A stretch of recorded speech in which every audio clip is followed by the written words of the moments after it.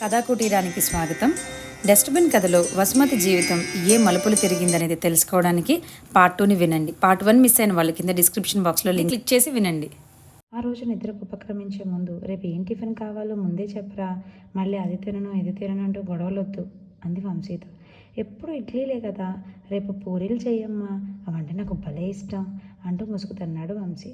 మర్నాడు వాడు కోరినట్లే పూరీలు చేసింది. వంశీ తప్ప ఎవ్వరూ ముట్టుకోలేదు. బ్యాంకుకు బయలుదేరుతున్న భర్తను టిఫిన్ తినమని అడిగింది. పొద్దున్నే పూరీలేంటి, ఇడ్లీయో ఉప్మాయో అయితే తినొచ్చు కానీ అంటూ లంచ్ బాక్స్ తీసుకొని బయటకు వెళ్ళిపోయాడు భర్త. టిఫిన్ తినపోయేసరికి ఊసూరమనిపించింది వసుమతి. శ్రీకాంత్ పూరీలను చూస్తూనే వాంతి వచ్చినట్లు ముఖం పెట్టుకుని లేచాడు. పూరి అంటే నాకు ఇష్టం లేదని తెలుసుగా, ఎవరు తింటాడు, వంశీగడి కోసం చేసినట్టున్నావు, వాడినే తినమను అంటూ గదిలోకి వెళ్ళిపోయాడు. మొత్తం 12 పూరీలు మిగిలాయి. ఏం చెయ్యాలి? రాత్రికి ఉంచినా వీళ్ళెవరూ పొద్దున్న వండింది రాత్రికి తినరు కదా. నూనె పదార్థాలు ఏవి తినొద్దని డాక్టర్ అమ్మ మరీ చెప్పింది. ఇప్పుడు ఏం చేయాలి? పారేయాలా? చూస్తూ 12 పూరీలను పారేయడమే. ఎంత గోధుమ పిండి వేయించడానికి ఎంత నూనె లెక్కలు వేసి చూసింది. అమ్మో, ఇంత డబ్బు వేస్ట్ చేయడమే. గబగబా 6 పూరీలను తినేసి మరో 6 పూరీలను రాత్రికి టిఫిన్గా అట్టే పెట్టుకుంది. తన బతుకంతా చద్దన్నం చద్దికూర మిగిలిపోయిన టిఫిన్లతోనే సరిపోతుంది. చూస్తూ పారేయలేదు కదా. ఈ రకమైన జీవితం అలవాటైపోవడంతో ఈ మధ్య పెద్దగా బాధపడడం మానేసింది. పిల్లలకు ఇష్టం కదా అని అప్పుడప్పుడు హల్వా, కేసరి, మైసూరు పాకు అంటూ రకరకాల స్వీట్లు చేస్తుంది. ఇష్టమైతే తింటారు, లేకపోతే ఎంత బతిమాలినా సరే వాటి వైపు తిరిగి కూడా చూడరు. చూస్తూ పారేయలేదు కదా, తప్పనిసరి మిగిలిపోయిన వాటన్నిటిని తనే తినేస్తుంది. మొన్న ఉగాది నాడు కూడా అంతే. అమ్మా, ఈ మారు పండక్కి బోళ్ళంత చక్కెర పొంగలు చేయవే, అంతా తినేస్తాను అంటూ గారాలు పోయాడు వంశీ. ముద్దుల కొడుకు నోరు తెరిచి చక్కెర పొంగలు చేయమ్మా అని అంటుంటే ఎంతో మురిసిపోయింది. వాడు అడిగినట్లుగానే బోళ్ళంత పంచదార, నెయ్యి వేసి గిన్నెడు చక్కెర పొంగలు చేసి వాడి రాక కోసం ఎంతో ఆతృతగా ఎదురుచూసింది వసుమతి.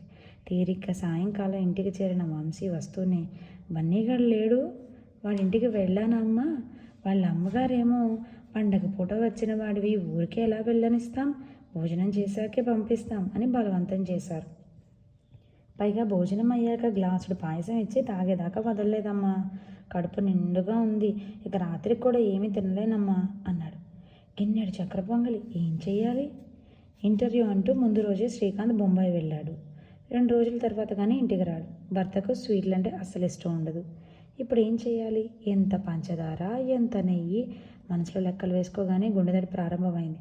ఇక లాభం లేదు అనుకుంటూ ఒక గిన్నెడు చక్కెర పొంగలి సాయంకాలం ఒకసారి, రాత్రి ఒకసారి, ఇలా 2 విడతలుగా మొత్తం ఖాళీ చేసేసింది. 2 నెలలుగా వసుమతికి బాగా నీరసంగా అనిపిస్తుంది. బాగా దాహంగా కూడా ఉంటుంది. అస్తమానం బాత్రూమ్కి వెళ్లాల్సి వస్తుంది. బాగా వేడి చేసి ఉంటుందేమోనని తనకు తెలిసిన పద్ధతుల్లో మజ్జిగ తాగడం లాంటివి చేస్తుంది. కానీ ఫలితం లేకపోయేసరికి ఒకరోజు ఆసుపత్రికి వెళ్ళింది. 6 నెలల తర్వాత వస్తున్నారు. మీకు బీపీ బాగా పెరిగింది, నేను రాసిచ్చిన మందులు సరిగ్గా వాడుతున్నట్లు లేదు, అవునా? డాక్టర్ మాటల్లో తీవ్రతకు వసుమతి తలదించుకుంది. ఇప్పటికి కనీసం 4-5 సార్లైనా మీకు చెప్పి ఉంటాను రక్త పరీక్షలు చేయించుకురమ్మని. ఆమె వైపు తీవ్రంగా చూస్తూ డాక్టర్ అంటుంటే వసుమతి తన పాత దూరంలోనే, ఎందుకండి డాక్టర్ గారు అవన్నీ, పని ఎక్కువై నీరసంగా అనిపిస్తుంది అనుకుంటున్నాను, బాగా వేడి చేసినట్లుంది, బలానికి ఏదైనా టానిక్ రాసివ్వండి అంది. వసుమతి మాటలకు డాక్టర్ సుధ కోపం వచ్చింది. ఏం చేయాలో డాక్టర్గా నాకు తెలుసు, ముందు ఈ టెస్టులన్నీ రేపే చేయించుకుని రండి అని గబగబా రాసిచ్చింది. మన్నాడు వసుమతి తెచ్చిన రక్త పరీక్షల రిపోర్టు చూసిన డాక్టరు 2 నిమిషాల పాటు ఏమీ మాట్లాడకుండా ఆమె వైపే తీక్షణంగా చూస్తూ ఉండిపోయింది. ఈ వీధి చివర డాక్టర్ సదాశివం గారు ఉన్నారు, ఆయనకు ఒక లెటర్ రాసిస్తాను, మీ రిపోర్టు చూపిస్తే ఏం చేయాలో చెబుతారు అంది. ఏదైనా సీరియస్సా డాక్టర్ గారు? వసుమతి మాటల్లో భయం తొంగి చూసింది. అబ్బే అదేం లేదు, ఒకసారి ఆయన చూస్తే మంచిది, మీరు వస్తున్నారని ఫోన్ చేసి చెప్తాను, వెళ్ళండి. వసుమతి చూపించిన రిపోర్టు, డాక్టర్ సుధ ఇచ్చిన లెటరు చూసిన డాక్టరు సదాశివం ఆమె వైపే చూస్తూ 1 నిమిషం తర్వాత ఇలా అడిగాడు. మీరు అక్కడి నుండి నడుచుకుంటూనే వచ్చారా? అక్కడి నుంచి ఇక్కడికేగా, పెద్ద దూరం ఏమీ లేదుగా, ఏం అలా అడిగారు? ఆశ్చర్యపోతూ అడిగింది వసుమతి. ఆయన నెమ్మదిగా అన్నాడు, మామూలుగా అడిగాను అంతే. అమ్మ, మీకు షుగర్ 500 ఉంది, అంటే కొంచెం ఎక్కువే. వసుమతి ముఖంలో భయం ఆవరించడం గమనించి ఆయన మళ్ళీ ఇలా అన్నాడు, భయపడక్కర్లేదు, ఇన్సులిన్ తీసుకుంటే తొందరలోనే తగ్గిపోతుంది. డాక్టర్ మాటలతో కొంత ధైర్యం తెచ్చుకుంది వసుమతి. ఇన్సులిన్ అంటే మందులు వేసుకోవడం కావాలనుకుంది. మరి ఇందాక నడుచుకుంటూనే వచ్చారా అని అడిగారు ఎందుకు? అమ్మ, సాధారణంగా బ్రేక్ఫాస్ట్ తర్వాత షుగర్ స్థాయి 140 దాటి ఉండకూడదు.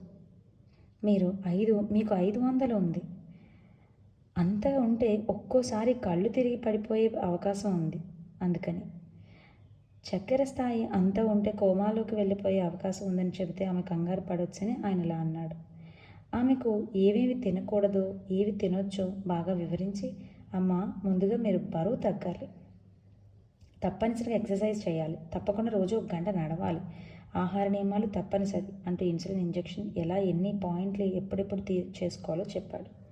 ఆయన మాటలు వింటున్న వసుమతికి నోట మాట రాలేదు. ఇక మీదట స్వీట్లు కానీ పండ్లు కానీ అన్నం కానీ ఇష్టం వచ్చినట్లు తినలేదు. పైగా ఇన్సులిన్తో పొట్ట చుట్టూ తూట్లు. ఏం బతుకు! తను ఇంక బతికి ఏం ప్రయోజనం? అసలు బతుకుతుందా? ఇలాంటి ఆలోచనలు భయాలతో ఆమె కళ్ళ నుండి కన్నీరు కారుతుంటే డాక్టర్ ఆమెకు రకరకాలుగా ధైర్యం చెప్పాడు. ఇదేం రోగం అండి? మాయదారి రోగం. మా వంశంలో అటు మా నాన్న వైపు కానీ ఇటు అమ్మ వైపు కానీ ఎవరికే లేని ఈ చక్కెర వ్యాధి నాకెలా వచ్చిందండి బాబు అంటూ ఏడ్చింది డాక్టర్ సుధ ముందు వసుమతి. డాక్టర్ ఆమె భుజం మీద చేతులు వేసి ఓదార్పుగా, ఈ మధుమేహం అన్నది వంశంలో ఎవరికైనా ఉంటేనే వస్తుందన్నది నిజం కాదు. ఈ రోజుల్లో చిన్న చిన్న పిల్లలకు కూడా వస్తుంది. అసలు మధుమేహం అన్నది వ్యాధి కాదండి, ఇన్సులిన్ తగ్గడం వల్ల శరీరంలో ఏర్పడే ఒకానొక అసమానత. ఆ డాక్టర్ గారు చెప్పినట్లుగా అన్నీ చేయండి, తొందరలోనే నార్మల్గా వచ్చేస్తారు అంది. డాక్టర్ గారి మాటలతో కొంత ధైర్యం తెచ్చుకున్న వసుమతి కళ్ళు తుడుచుకుని ఆమె వైపు స్నేహపూర్వకంగా చూసింది. అవును కానీ ఒకటి అడుగుతాను, నిజం చెప్పండి, మీరు ఫుడ్ను కొంచెం ఎంజాయ్ చేస్తారనుకుంటాను, అవునా? లావెక్కుతున్నారు మీరు, కొంచెం కొలెస్ట్రాల్ కూడా ఉంది, మందులు రాస్తాను, అవి వాడాలి, సరేనా? డాక్టర్ మాటలకు వసుమతి కొంత ఆవేశంగా జవాబిచ్చింది. నా మొహం, నాకు తిండి మీద యావలేదండి. మా ఇంట్లో తిండి విషయంలో తలోదారి. ఒకరికి నచ్చింది మరొకరికి నచ్చదు. అది కావాలి ఇది కావాలని అడుగుతారు. వండలేనని చెప్పలేను. తీరా చేశాక ఆఫీస్లో పార్టీ, ఫ్రెండ్ ఇంట్లో ఫంక్షను, హోటల్లో తిన్నామంటూ ఏదో కారణం చెప్పి రోజు ఎవరో ఒకరు భోజనం చేయరు. అన్ని సరుకుల రేట్లు ఎలా పెరిగిపోయాయో మీరు చూస్తూనే ఉన్నారుగా. చూస్తూ చూస్తూ ఏది పారేయలేం కదా. పని మనిషి ఫ్రిడ్జ్లో పెట్టినది ఏది ముట్టుకోదు.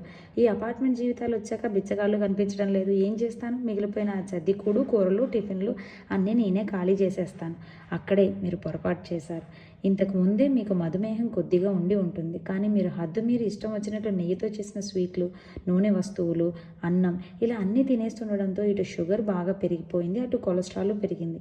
ఒక పద్ధతిలో ఆహార నియమాలు పాటిస్తే వ్యాధుల్ని అదుపులో పెట్టుకోవచ్చు వసుమతి గారు. ఒక మాట చెప్తాను, ఏమనుకోకండి. తగ్గించి వండండి. పిల్లలు అడిగిన తర్వాత వండకుండా ఎలా అని సెంటిమెంట్ ఫీల్ అయిపోతే ఒక పని చేయండి, మీరే తిని తీరాలి అని వాళ్ళకు గట్టిగా చెప్పండి.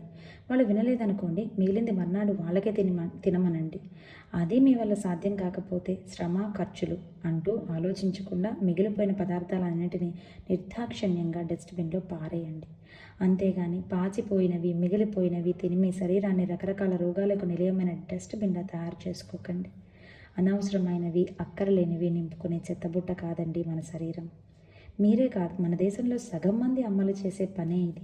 మీరు పారేసే పదార్థాలు ఖరీదు కంటే అవి తినడం వల్ల వచ్చే రోగాల చికిత్సకు అయ్యే ఖర్చు 4 ఇంతలు, బాధ 10 ఇంతలు.